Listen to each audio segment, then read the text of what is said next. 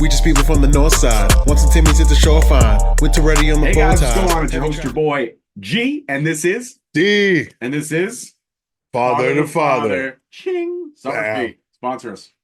Waiting for it. Should probably open mine. So some of y'all may notice I took George's advice from last week. You know, I didn't want the halo on my forehead, so I brought the visor, the hat. That's what it does. And No. yeah. That's a shitty ass team that wants to be the Red Sox, but it can't be the Red Sox. I did that intentionally for Totally fucking intentional. So angry right now. Hold on, I gotta get For those of you who don't know, my friend here, G, is a diehard. avid, diehard Red Sox Oh, fan. there we go. So I decided to wear the white. See, socks. on the left side of your screen would be me. And I know what winning takes. Yeah, but On the right side would be I know what winning feels like. What are you talking about? I'm just fucking with So you. what do you say? Like I have more. I know. I'm just fucking with you. This conversation went out the. I didn't want to do it. I don't want to do it. Fucking hey man, we gotta start off on a high note, man. We gotta That's start true. off on a high So note. actually, for this one, I thought. I mean, we've already gotten personal quite a bit. So I Yeah. thought for this episode, we would talk, and I was thinking about this for a while, and I Okay. figured that this was good to get your reaction on camera. I feel like we should talk about childhoods. Ooh. And the reason why I say this is Okay. because my main question is, with what you experience in your childhood Yeah. is how you learn how to become a parent. Mm-hmm. But if what you experienced in your childhood was a lot of trauma, Mm-hmm. can you overcome that and break the cycle? Yeah, I definitely think it's possible. So It's possible. It's not easy. It's not easy. So I But it's figured we possible. dissect it a little bit. Let's get into it. Perfect. Let's get real. So okay, here. This is it. This is episode 3. The gloves are off now. Gloves are off. We're gonna go 12 rounds. All right, let's go. So here's the thing. Wait. Before we begin, Okay. we want to give a shout out to everybody who's watched, liked, subscribed, Mhm. any of our followers. Thank you guys. You know, we're starting something new where we can be open and just kind of do our thing and say our thing and hopefully not be judged. Some of it will relate to you guys, some of it may not. But we appreciate the comments. We appreciate the love, guys. So keep it coming. If you guys have any suggestions, topics, and stuff you want us to review, please share it with us. So, sorry about that, brother. I want to make sure and thank the people that are giving us their time. You know what I mean? So hard in this show, picking up the slack. Actually, for a guy who's not on socials at all, I actually forgot to put the right image up. And this fucking guy screenshotted me in the last episode. He's like, "Hey, you didn't put up the Father to Father." I'm like, "Relax, bro." Hey, man. You know what? I was fucking late. You know, it's hard being the producer, the fucking editor, the fucking promoter. You know, George does a lot. So with George, let's something like a simple image, which was a 3-second fix. But it was a very quick and easy fix. I had the app and the picture on my phone, and I just swapped it. It's like, boom, it's done. It's done. Hey, man, I appreciate you, bro. Yeah, I know. I got it. Produced, written, starring, edited, directed, all of the above. He's a jack of all trades, and this isn't his only podcast. Yeah, this isn't. And I say the same shit on all the other podcasts, too. Fucking shout out to my co-host from MLW Rewind, because that fucking guy puts me through the same shit. Yeah. All right. So, can you break the cycle? Yep. So, the reason why I wanted to talk about this is because I want to be open. Tail end of last year, I had some family drama. And the family drama caused a rift between me and my parents, and we're not speaking right now. And it's not family drama of something to do with me or my ego or anything like that. It's family drama to do with them and their idiosyncrasies and their unwillingness to change. And as human beings, I feel like we have to evolve. And I feel like if you get stuck in that mold of that cycle, that cliche saying of you can't teach an old dog new tricks, it's a way of making an excuse. Yep. Well, that's just who they are at their age. No. People can evolve, in my opinion, my belief, if they want to, till the day they die. Yep. So going back and restarting my therapeutic journey, my therapist and she came up with a few questions on my last session. And I could share it because it's my session. I could choose to share it. And the questions were, what do I want to get out of therapy? What am I looking to overcome this time around? Do I really want to focus on? And what am I most concerned about in this journey? And what I'm most concerned about is dissecting the past, which is hard to go back and open Pandora's box. Yep. Because Pandora's box is fucking scary. and you know some of the shit that I went Oh, through as yeah. a child, so it's not easy. And what I want to get out of therapy is I'm an overthinker, and I overanalyze every situation to the point where I stress myself out and make myself sick sometimes. And I feel like I've now passed on these traits to my children, especially to my 14-year-old. I've noticed that my 14-year-old is a lot like me in a way. Like, listen, a lot of people sit there and say, I don't give a fuck. I don't give a fuck. Take me as I am. But in the same aspect, as individuals, we want to be liked. Nobody wants to be hated. Nobody wants to be the bad guy. Everyone wants to be accepted in some way, shape, or form. Mm-hmm. Nobody wants beef. It's like that episode. You ever watch Recess as a kid, the cartoon Yeah. Recess? Remember the episode where TJ had the one kid in school that didn't like him? No, my memory's not that great. Okay. Well, I have there was one episode where TJ was the kid that actually looked a lot like me. He was the fat kid with the red hat. And everyone in the school liked him. Yeah. Except for this one kid. Mm-hmm. So he actually gets this kid put in detention with him so he could show him all the cool things that he knows about 3rd Street Elementary. Yeah.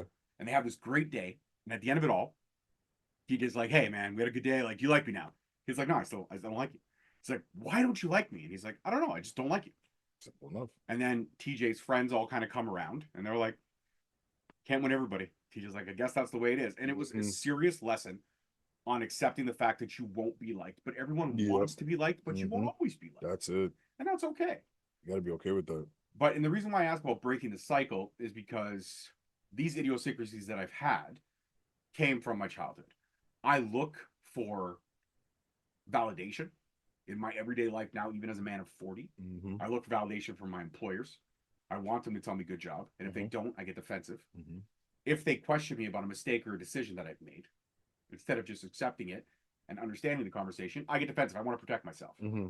And these are idiosyncrasies that I've inherited from my childhood trauma. My childhood trauma was not sexual. It was not anything along the lines of that. I want to stress that now. It was, however, emotional, mental, and physical abuse. When I say physical abuse, my parents just beat the crap out of me every day. Now people will be like, well, that was a generation. Fine. It was a generation. But when you get the club anti-theft device whacked over your back, that's not really. Yeah. That's taking it a bit too far. Yeah.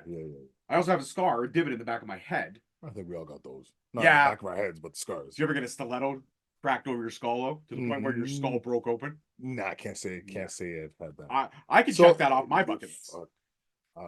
And I sit here with a smile on my face because I've worked through a lot of that trauma. Yeah. And I'm better for it. Mm-hmm.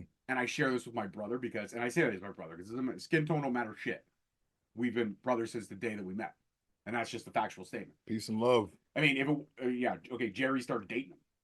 But we would have crossed paths at some point. Yeah, we would have crossed paths. I mean, Jerry's not the end all be all.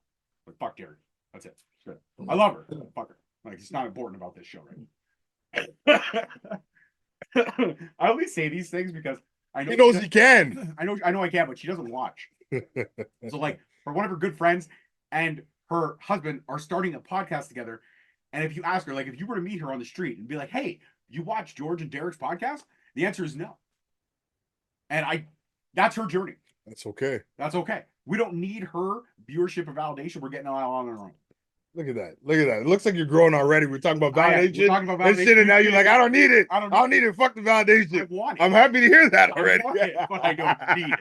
That was some quick growth there. That was a little bit of introspection and bam, here we go. Episode's over, guys. Peace out. No, but so I guess in a way, like when you put yourself out on the internet, you're going to get judged. Not all the time. No matter what. When you walk out of your door, you get judged. Forget, let alone going on the internet. It's true. There's going to be people who like it. There's going to be people who hate it. There's going to be people who love it. There's going to be people who appreciate the honesty. You are who you are. You can like it or love it. Exactly. And if it's not for you, hey, scroll on by. We're not going to get offended. It. But it's hard to unravel all of that because going through this box, and what I want to do is I want to stop the overthinking. I want to stop looking for validation. Because at the end of the day, my bosses aren't my father. Okay. My bosses are people who I have to answer to. Okay. And sign my paychecks. So sorry, let me stop you really quick. Go ahead. So why do you look at overthinking as a negative? Because overthinking and being analytical also has a positive side to it, right? So is it that you're being, you're overthinking and over analyzing negative things and not so much the positive things, because you can use that critical thinking to better yourself every single day, whether it's at home, at work, whatever it is that you're involved in, right? Point. So it doesn't have to be a negative. It doesn't have to be a negative, Doesn't. but unfortunately, the way I overthink Okay. is focusing only on the negative. the negatives. Okay. So when I make That's a bad fair. decision, or I make a decision that I think it's to be good in the proximity of the situation to come up with a quick resolve, in the long term, it may have affected things down the line, and it becomes a trickle effect. So had I maybe sat back for 5 more minutes, reflected on the decision before I pulled the trigger, would the outcome be different? Yeah, but hindsight is always 20/20. Absolutely. But the problem is with me is that I focus on the negative. So even when in some way, shape, or forms, it's like a backhanded compliment, which in a lot of the ways it is. Yeah. Especially with the individuals that I work with. And I won't specify where I work or who I work with, but some of the individuals that I work with, They know personalities are not the greatest. And my personality is not the greatest either. And I can own that. I can absolutely own that. But there's a lot of toxicity, a lot of neurotic, old-minded thinking. All right, time to segue. Old way thinking. So we're gonna take this and run with it for a little bit. So you're talking about toxicity in the workplace, old-minded thinking. In my opinion, from what I'm hearing from you, is not something you necessarily want to be involved in or around. So if that's the case, because you use the word toxic, when you use the word toxic, there's no positive connotation to toxic. So if you realize this, why do you keep yourself in that situation? Or why don't you do something to change it? Or what are you doing to change it? Absolutely. I may not know. So what I'm doing to change it is in 2024 with the therapeutic journey. I've learned that I can't keep running away or switching jobs because I find something toxic.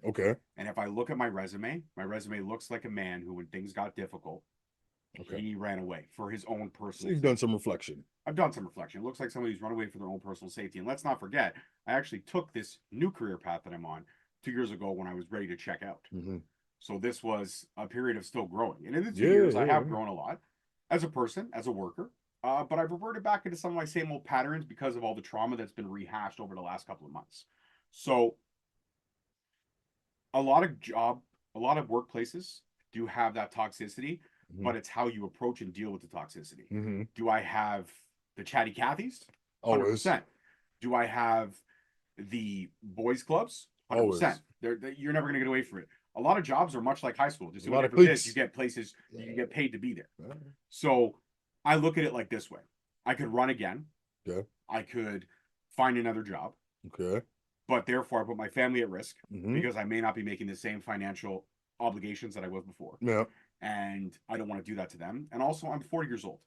I want to actually stick in a place where I can put my roots in. And I want to, I guess, in my way, I want to turn these negatives that I'm feeling into positives to be like, you know what? I can walk into that place every day, give it my best effort, and not stress and overthink. Fair enough. But I have been for the last 2 years, to the point where it's almost a running joke, because after every conversation, I've actually gone out of my way to ask my boss and be like, so I got to worry about my job? It's not good. It isn't good. And it's to the point where my boss looks at me and says, I don't know how many times I got to tell you. Like, we're literally just having a conversation. And he's right. But because of learned behaviors and initial first impressions, it's hard to get away from that first impression. And that comes with going back to the childhood trauma and the overthinking and always wanting to do my best and thinking that when I had done my best, but then being told I was a bag of shit and I was worthless and I was nothing. So as an adult, it replays. It's kind of trickled itself, not to my family life. I look at my kids. My daughter, my 14-year-old, she just had her first set of exams, first set of finals. She crushed it. She got 80s and 90s in almost everything except for math, which is one of her weaker subjects, and she knows that, and she recognized it. She still got a 70. Okay? George never got a 70 in math. And that's because George skipped most of the time. George probably could have got 70s or 80s had he actually gone to class.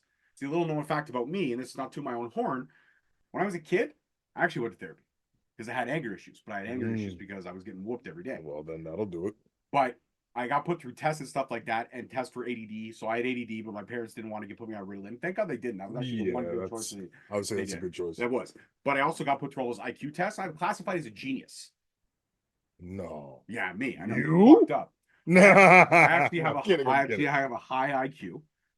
That doesn't surprise me. But my problem is, and I actually have a really good grasp on language, but do I love to swear? Fucking right I do. Yes, you do. I do. I love it. Swearing is like sex. It's like I was just gonna say it's like a release for you. I It can really tell. is. When I say fuck, it's euphoric. And also the meaning of the word is euphoric in a lot of different ways. Christ. Of course, we end up back here We end up back there all the all time. the time. But in doing these tests, it was classified as G, but I found out that I was a not a procrastinator, but I was not what's the word? Not a I was lazy. So or if it hold didn't- on, wait. Let's take no, a but that's actually positive twist on it. Yeah, positive. You like to work under pressure. Maybe, Yeah, okay. maybe not. Yeah, maybe not. I'm not sure. Who knows? As I get older, I don't like to work on pressure. I actually like to be routinely cerebral in my Okay. decisions All right. now, which has taken a long time to grow. But I guess 2024 for me, I want to get past all that. I want to look at everything like, you know what? I made a mistake.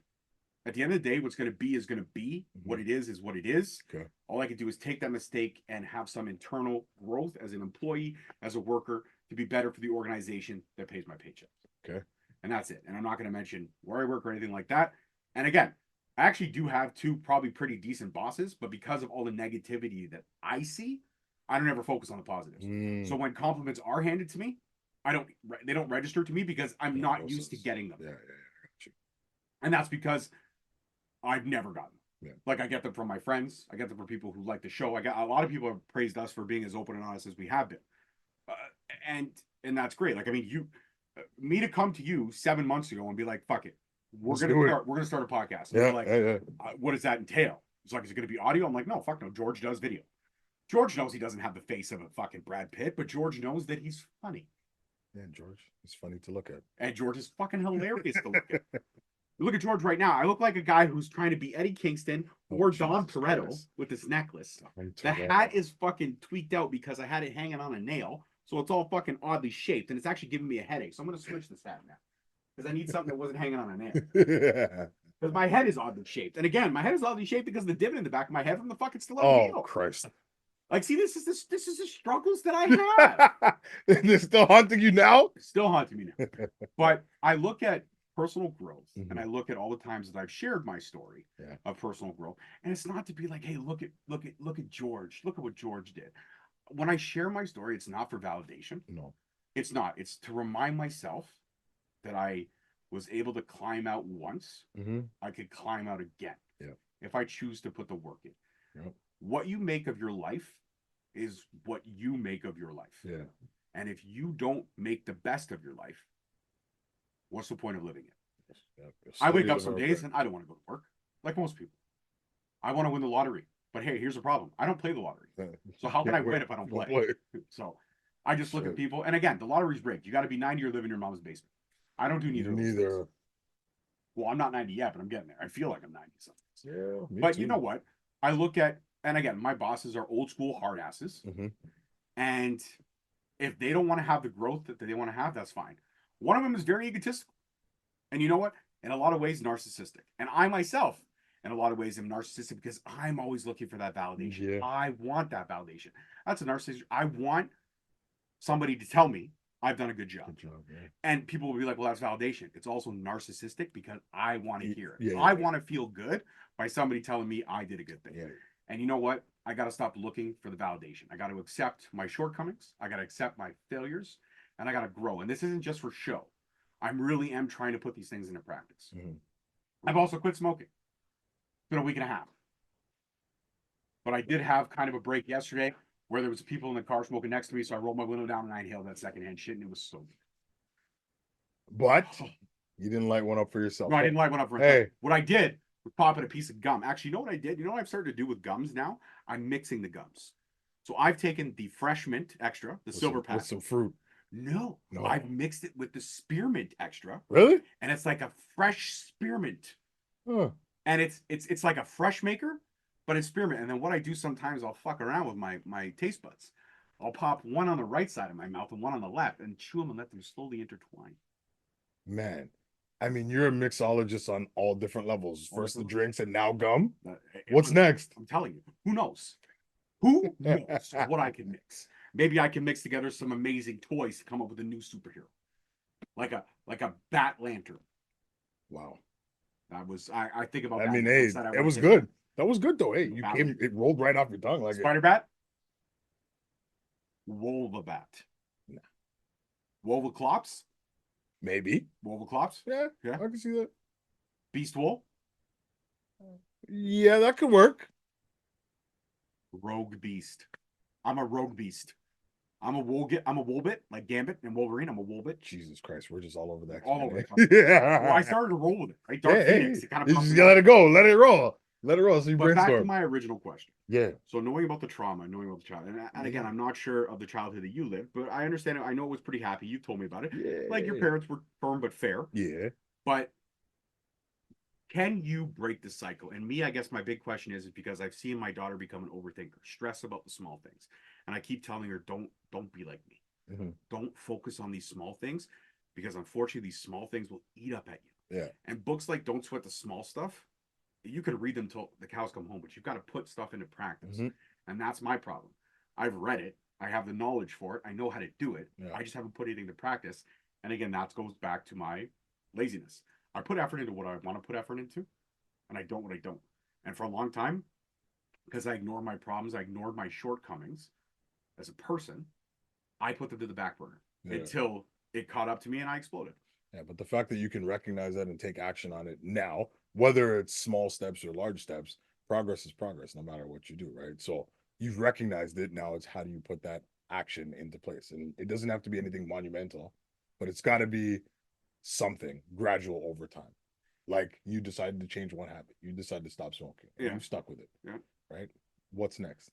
Well, I got to get over crystal meth. I mean, I cook it. I don't smoke it, but I cook it. I got to stop doing that. Yeah, but that pays bills. It does pay bills. So, I don't cook crystal meth. Anybody just fucking relax. Everyone out there, please. Because like people like I know exactly where that was going. I'm gonna knock on the door and get the cops out here. Hey, we heard you admitting to selling crystal meth. It's a funny thing. So here's a funny thing for 2024. I never thought I'd say this, but in a lot of ways, in shape or form, and I'm laying out some breaking news even to you. You don't know this, but I don't know if you've noticed. The last couple of times we've done the shows, I've been having these imageries, and the reason why is I don't go to church every Sunday. I won't. I'm not a hardcore Catholic, but I am Catholic. I was born and raised Roman Catholic. In a lot of ways, I feel like I've let God and Jesus in a little bit, and in a lot of ways, I find myself at home, at work, or sometimes when I'm having a difficult moment, I'll pray. I'll pray on it. I'll reflect on it, and it doesn't mean, oh great, now this guy's preaching God. I'm not. No, I'm not. I've just recognized that I've let it in more. Plus, this thing was really cool. It's like Timo. It's like $2. Man, Timo. Here we go again. I love Timo. Shout out to Timo, sponsor us, because I get free shit. And he'll promo it really well all the time. All the time. There was an awesome picture when I got this like watch deal, and I did this like photo. It was a sexy looking photo. I did it all myself. Pretty cool. I was pretty happy with it.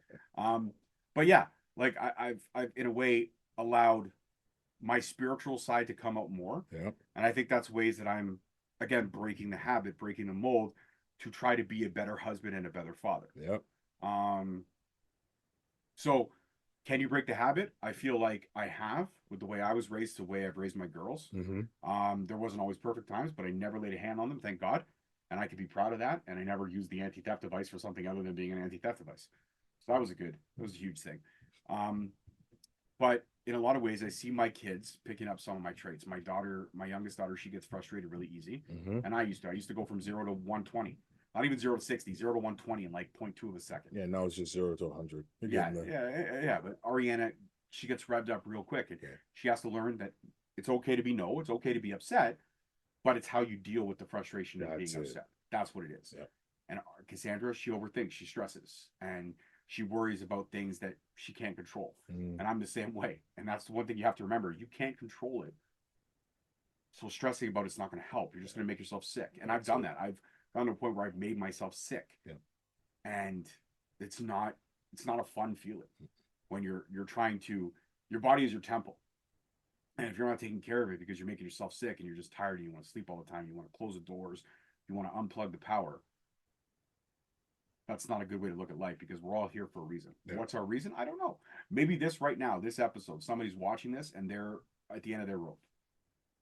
And they're going to go find the help that they need. And whatever the help may be.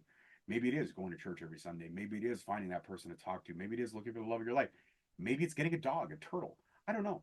Maybe it's going to catch butterflies in the woods. Whatever your maybe it's going for hikes. Whatever your thing is, however you get that therapeutic process done, look for it. But I pose a question to you because our childhoods don't mirror each other. No, not in the least. But you probably have some traits that you picked up from your parents that when you became a parent yourself, you wanted to break.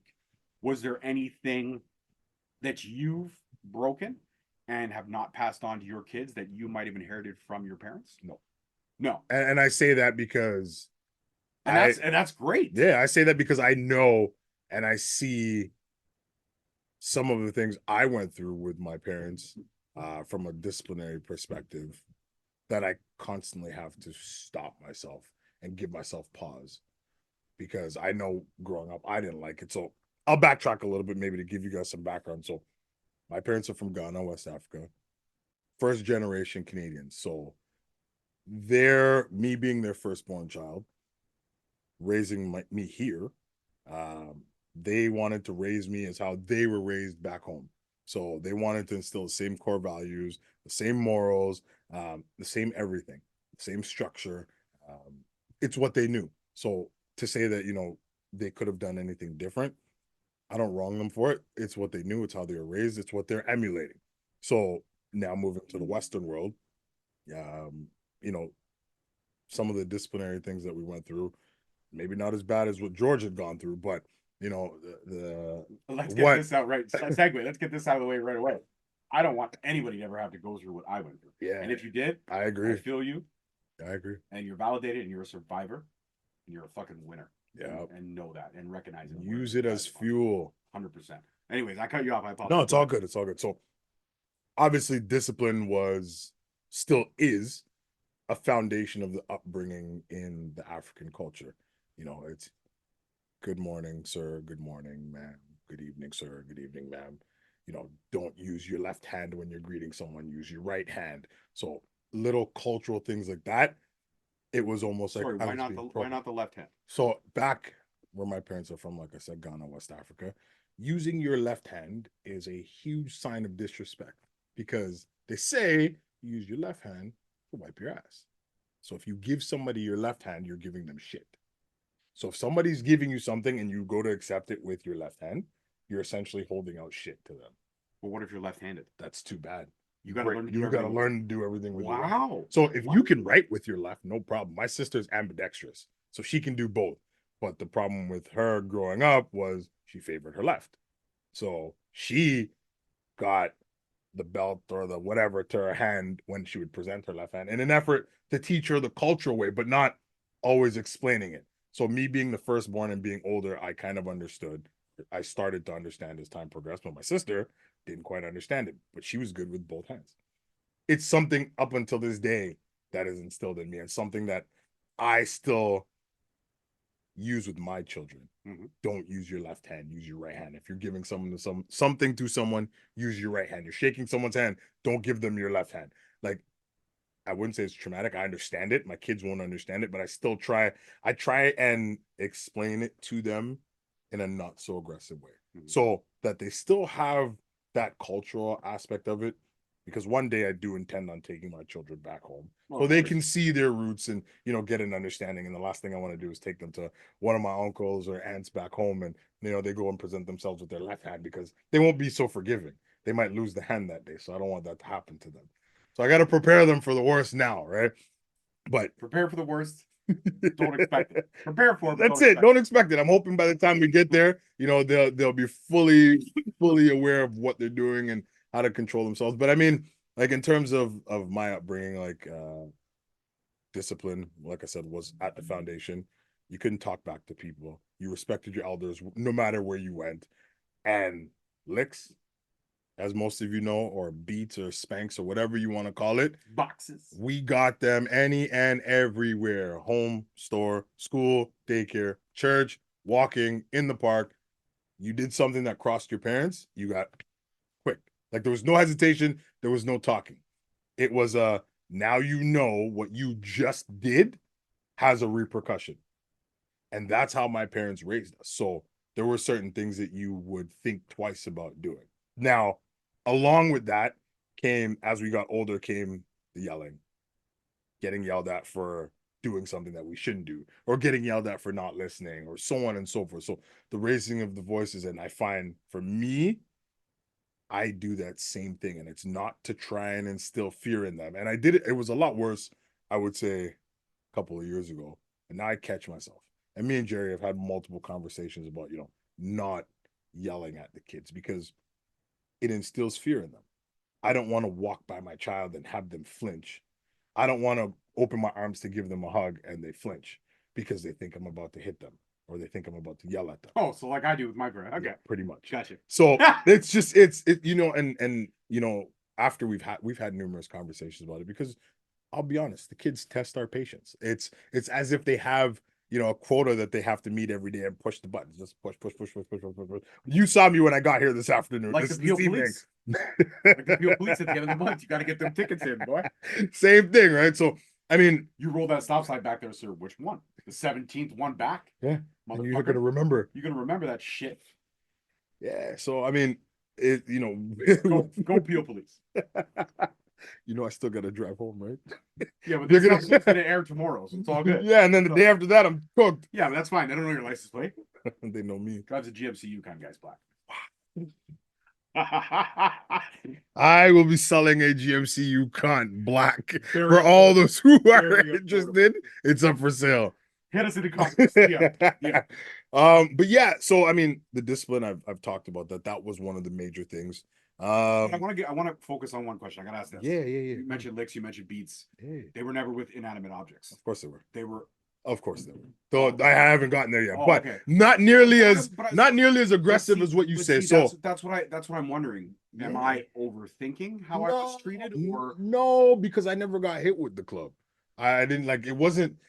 My parents didn't beat me with the intention of harming me. Oh, okay. Yeah. No. See. Yeah. Okay. You know what I'm saying? So that I got beats with belt, switch, shoe, slipper, wooden spoon, electrical cord, whatever you can think of, whatever was closest to grab.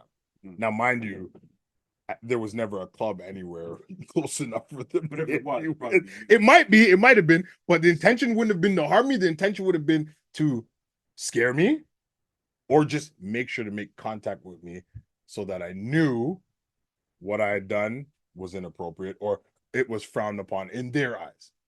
Right. So yeah, my upbringing was a little bit different. That was definitely intentional. Like we got licks. I remember one thing fondly, and this is a memory that stuck with me till now.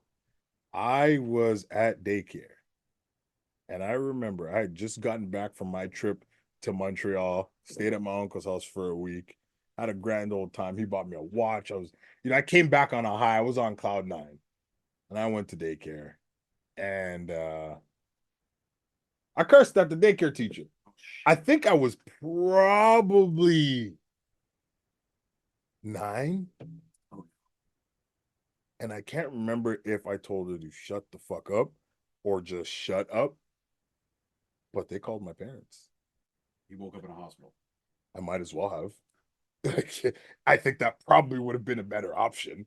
But so I'll never forget when I got picked up from daycare. If looks could kill, and I mean like really kill, like not just harm, I mean kill, the look that I saw pierced through my soul. No words were needed. I knew what was happening when I got home. The watch came off. They took that, put it in their pocket. No words till we got home. Nothing. Like silence, absolute torture. I don't know what's coming. I get home. We all get home. We go upstairs. We're living in an apartment. Now, I don't know where the fuck my dad found a 2x4, but he had a 2x4 somewhere in our apartment. Had the 2x4. Come and kneel down on the 2x4. Keep your back straight. I'm thinking, oh, that's it? You're just going to make me kneel on a 2x4? This is easy. I'll pretend like it hurts, but yeah, so kneel on the 2x4, back straight, knees on the 2x4, right? You know that part that hurts, like, the cartilage, like right in there, kneeling on the 2x4, back straight, sitting there, and I know I'm like, I'm like, I'm gonna get lectured and I have to stay straight on this 2x4. No, there was no lecture. There was no words. Everybody says it. The exaggeration of when a child is getting licks to every goddamn syllable with a belt on my back. Watch the mic. And I Oh, watch was the mic. not allowed to move. I had to keep a straight back after getting the licks. And if I moved, it came again and again and again until the point where I think they just felt sorry for me and sent me to my room. Now, that to me, I look at that, I'm like, fuck, that's torturous. But I didn't see my brother get it. I didn't see my sister get it like that. At that point, they started to come around to the westernized world. That learning curve of how to raise your child in North America and not Africa had come around. Now, I know they weren't trying to harm me. I know they were trying to teach me a lesson. Or maybe that's what I've told myself to convince myself that that wasn't the case. Who knows? I don't know. But I look at that and I'm like, I don't ever want to put my kids through anything like that.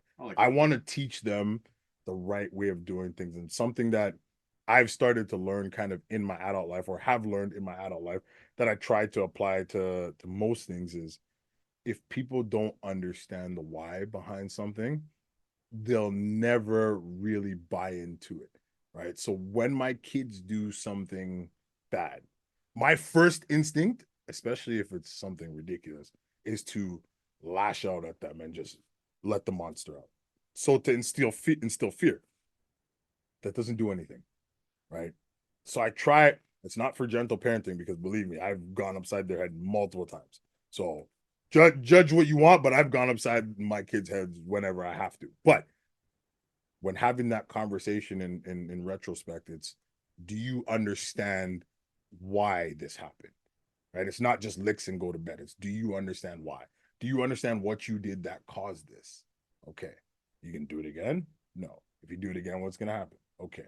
Consequences. Doesn't necessarily have to be licks this time, but you know there's going to be an associated consequence because you now understand why, because we talked about it. Right? So rather than just living in fear, they're like, shit, I should think about what I'm going to do before I do it. And for the most part, they're pretty good. But there are days where they push me, right? So, I mean, I'm trying to break out of it. I try and catch myself before I do anything outrageous to scare them and traumatize them. But sometimes it's natural reaction, right? So I can't say that I've broken out of it fully. I can say it's something that I recognize, it's something that I work on a daily basis or a weekly basis or whenever they decide to trigger me. But yeah, it's a work in progress. Parenting's not easy.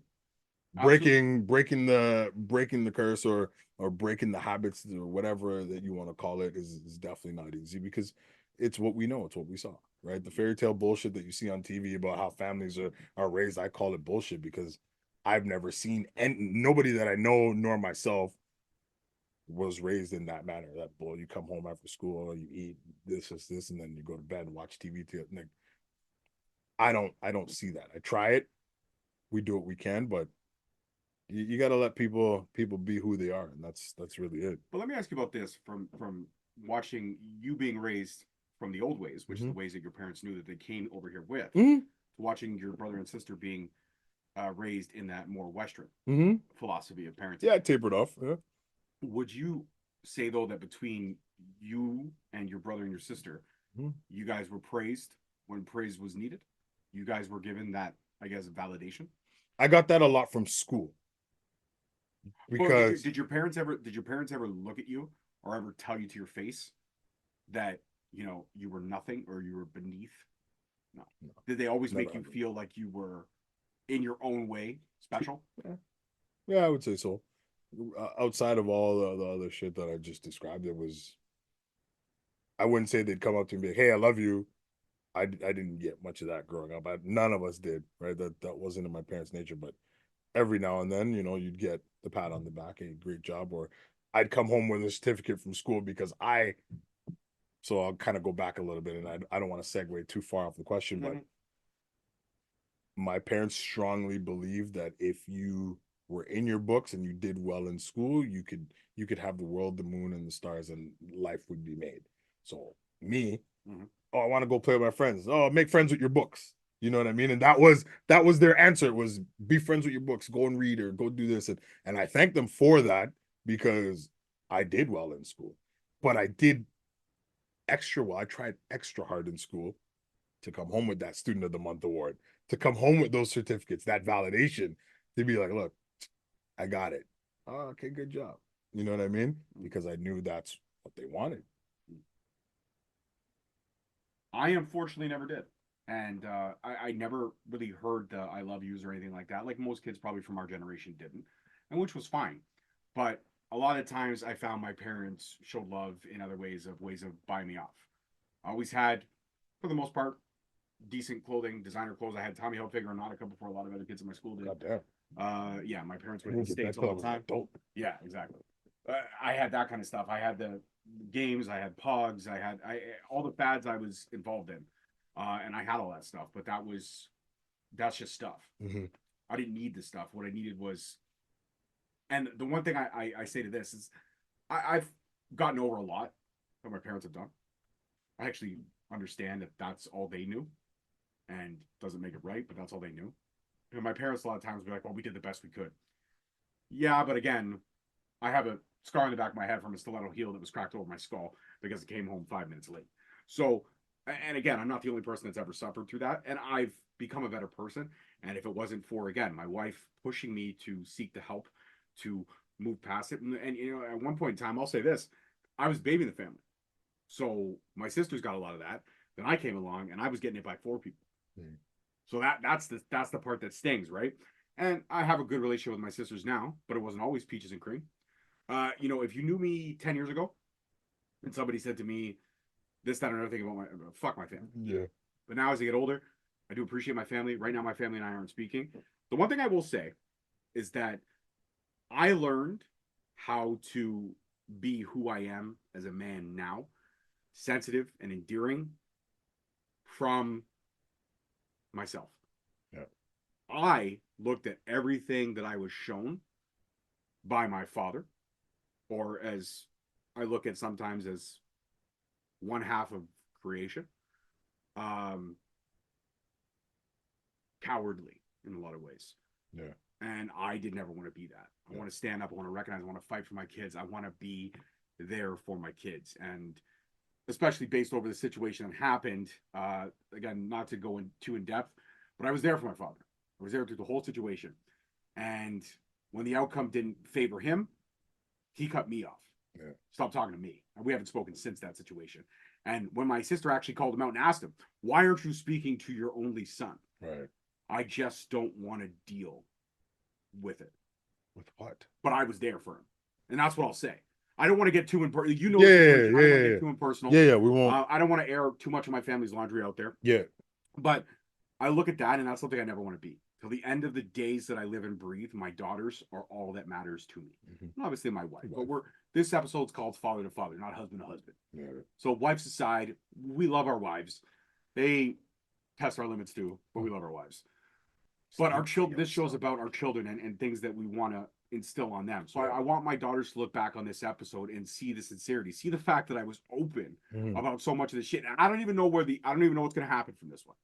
I don't know what kind of judgment is going to come, because there will be some kind of judgment, and that's okay. Cares? I honestly, I know you don't care. I don't care, but at the same time, there's that little voice inside me that says, I hope they're easy. I know there's going to be judgment, but I hope they're easy. Listen, I talked about my therapeutic journey about wanting to kill myself 2 years ago, and I had some jackass on Instagram.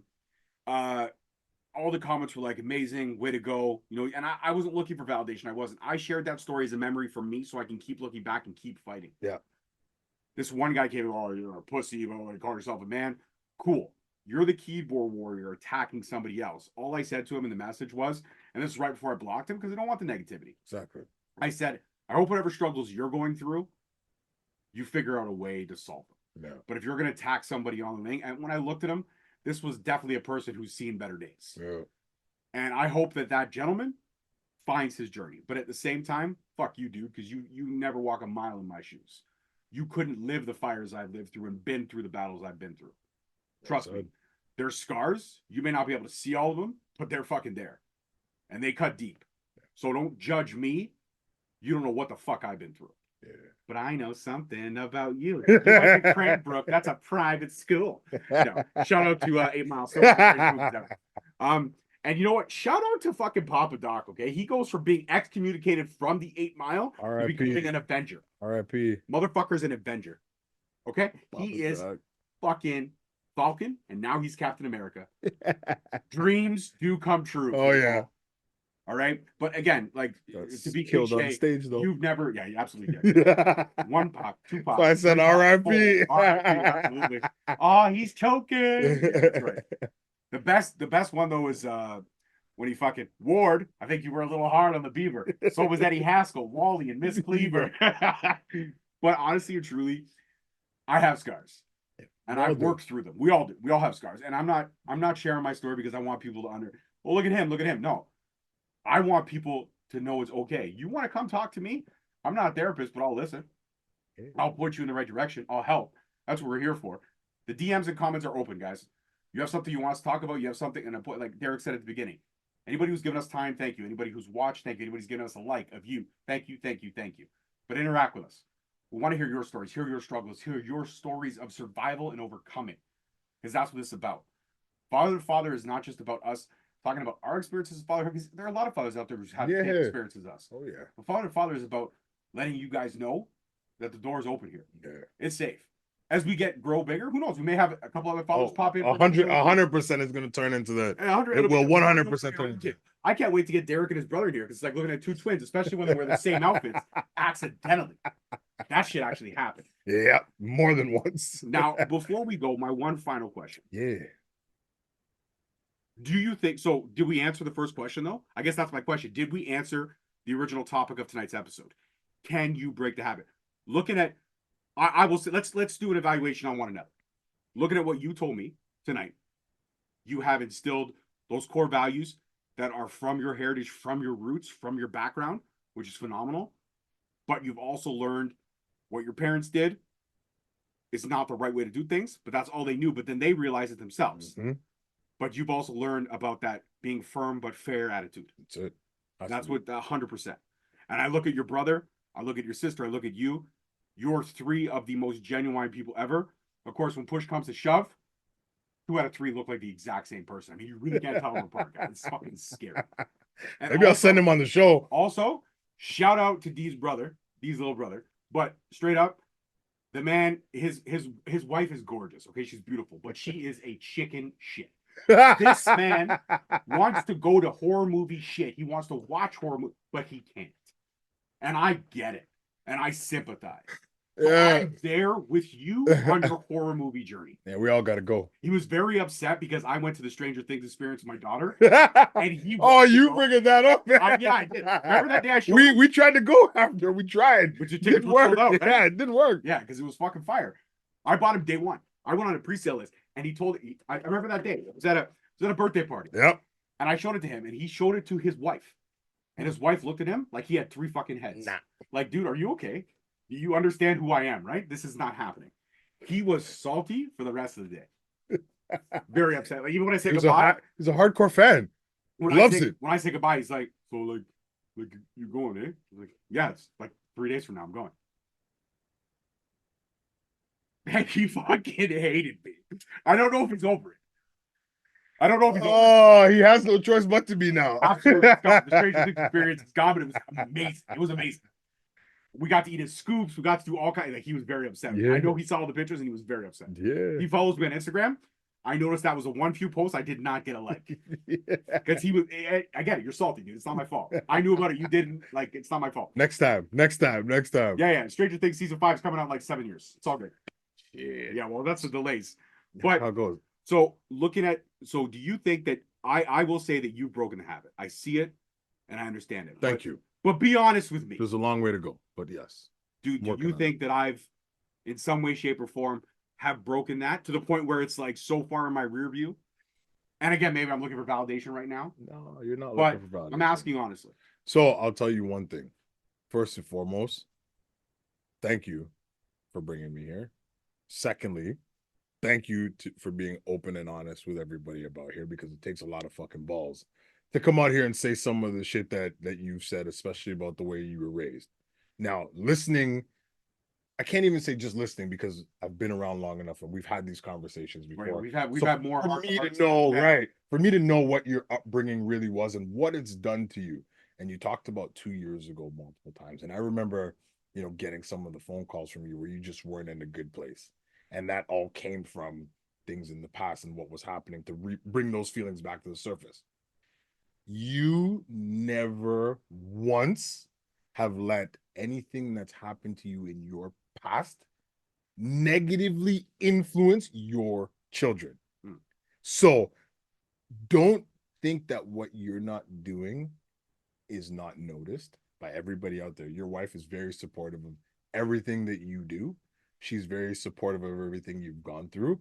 And everybody recognizes the fact that you have completely separated your childhood from what you want to see your children's childhood be and what you want to see them turn into. So you have broken the curse in the actions and what you do on a day-to-day basis. You haven't broken it up here yet. There's a lot of walls up Yeah, here. There's a lot of but walls. And I think those walls were built because it was safety. yeah, it still is. Our this is our home, right? Like we house everything here, but your kids, yeah, they got your traits. That's what happens. That's genetics, man. Our kids pick up so many things from us. Look at Zion. He's my twin in bulk. Density. Right. He's Density. right. But and Amari is very much like your brother, very salty. Yeah. Salty. But the all-around natural born athlete. So I'll give him that. Yeah, right? absolutely. Yeah, he's definitely got some chops. Yeah, but and none of that comes from his mom. His mom has 2 left feet and 2 right hands. Actually, she was a pretty decent soccer player, but I don't want to say that. Oh, no, watch this be the first episode. You watch. Oh, look at that. Oh, she's definitely gonna watch. She's definitely gonna watch. I'm gonna make her. No, you're gonna make her. Oh, great. But yeah, so George, don't ever think that you haven't broken the cycle because you already have. You already 100%. I see how you are with your children. Cass adores you.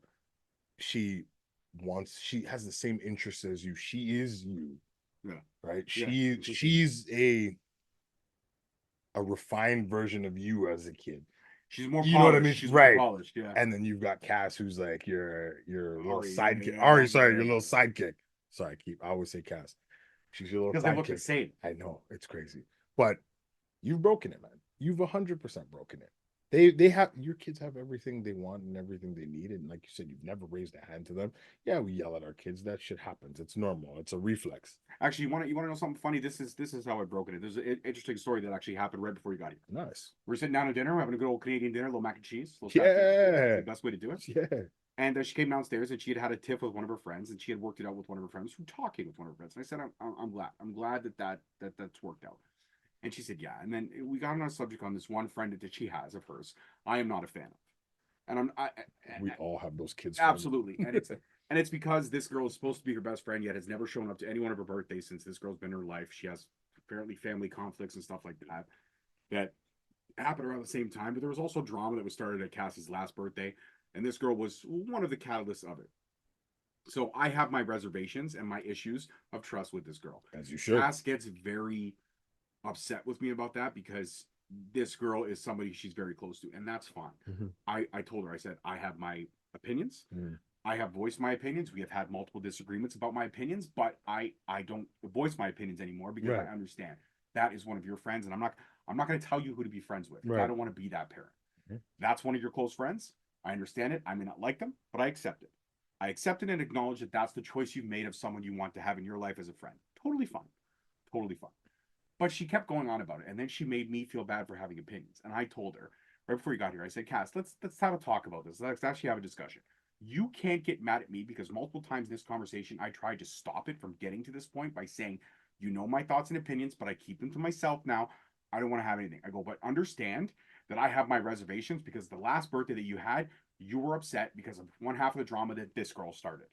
So understand that because I saw my daughter crying, I went into protection mode. I went into lion mode, and I'm not going to let some little fucker destroy you. I didn't say little fucker to her, but like, as soon as you see one of your kids cry, boom, you go into protection mode. Always. That's it. You become Dwayne the Rock Johnson at Skyscraper with one leg. Mm-hmm. You do shit. You become Vin Diesel. You want to stretch your arms out and talk about how you got to the mad scientist got a fried piston rings. And then you want to talk about winning is winning. And then you want to wonder, as 10 movies progress, how much baby oil can you put on your fucking head? I went off. Completely off tangent. Oh man. And at that point, Cass actually stopped and she reflected and she apologized to me, which I wasn't looking for an apology, but I wanted her to understand where I was coming from. Yes, this is a choice of someone you've made to be your friend. Fine. Cool. I don't like them. Fine. You know I don't like them. You don't want to hear my opinions. You told me to keep them to myself. I respect it and I do it. That's it. But don't push me to the point where I have to re-educate you on why I got to this point. I didn't just look at this young girl and say, I don't like you. I watched, I dissected, and I let my kid be a kid. And I there's been a lot of times that she's made friends with questionable young ladies. Yeah. And she figured out herself who they were. And she dropped them. And that's what I want. I just want my kid to surround herself with positivity and people that raise her up, not tear her down. That's what I want for my kids. That's what I've instilled in my kids. That's a new trait. Yeah. I want them to have positivity around them and raise them up and have friends that support them. I have a lot of friends that are very proud of what I've done with the wrestling, that are a lot of people that have given me in my podcasting friendship groups that have said some very positives about what we're doing here. Yeah. And twice a week, it gives us a chance to let loose. I feel like $1 million right now. Oh yeah. This is like a free therapy session with your best friend. And the best part about it is we got beer. We used to have a smoke right after. He's going to go vape because that's horrible. What a horrible person. He vapes. That's disgusting. And I am not. I'm going to mix a couple flavors of gum and see what comes out of it. That's what I'm going to And then finish your Summersby. And finish my Summersby. Yeah, I got not much left. This one I'm not a fan of. This is Rhubarb Rouge. I'm not a fan of this one. Apple's not too bad, but I still like the mango lime. The mango lime. Mango lime wins. The Rhubarb Rouge is not. I'm not. You know what it is for me? I'm not a rhubarb guy. Like even there's that apple or cherry rhubarb pie. See, I don't do cherry. I don't mind cherry rhubarb pie. I don't mind it. The pie, I don't mind it. The drink, nah. Regardless, I think we've had enough of these now to know that the mango lime. I think from now on, like we bought the variety pack to switch it up. I think next time it's my turn to buy the pack. I think I'm just gonna buy 2 packs of the mangoes. Because that's the one we both like. It's a winning combination. That is the winning combination. Yeah. I should have filmed his first reaction when we cracked open the first mango. That one day he was like, he drank it. It was like a damn. Yeah. And I almost felt like Uncle Frank from Home Alone. Easy on the Pepsi, full of the rubber sheets are packed. I know what I mean? All right, guys, that's it from this one. We quoted some movie lines. We've talked about Vin Diesel's head, and we got open and honest. As always. That'll never change. That's what we do here on Father to Father. Remember, DMs in the comments are open. Please give us comments. Let us know. Let us, if you want to hear our opinions on certain things that happen with you and your kids. Tell us a story. We'll share it on air. Our DMs are open. Slide into them. Find us online. It's all available. Links in the socials below.